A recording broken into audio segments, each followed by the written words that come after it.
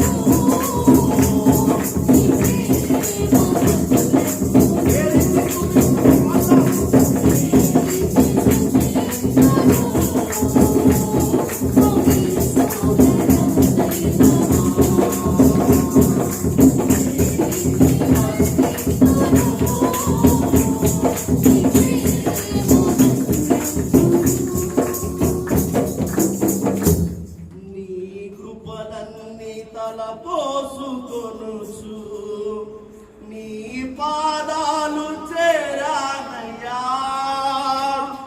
నీకు కృతజ్ఞతలు చెల్లింపమదిలో నా కన్నీళ్ళు మిగిలాయ్యా.